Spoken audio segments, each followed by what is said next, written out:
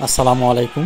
প্রথমেই আমি বলে দিচ্ছি, আমার কথাগুলো যদি আপনাদের কাছে ভুল মনে হয় তাহলে আমাকে ক্ষমা দৃষ্টিতে দেখবেন আর কমেন্ট করে জানিয়ে দিবেন। রোজার মাঝে আমি একটি ভিডিও দিয়েছিলাম মাজারে গান বাজনা নিয়ে, অনেকেই দেখেছেন এই ভিডিওটি।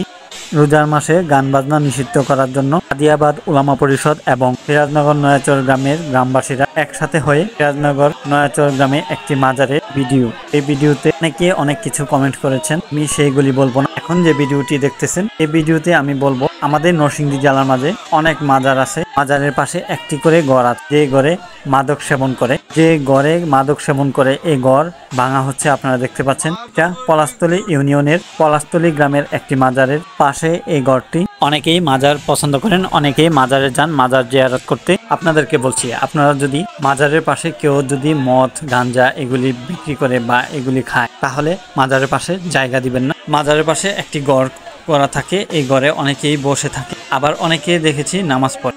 এই গড়ে যদি বসে মদ গাঁজা খায় এই গড় কি রাখা ঠিক হবে?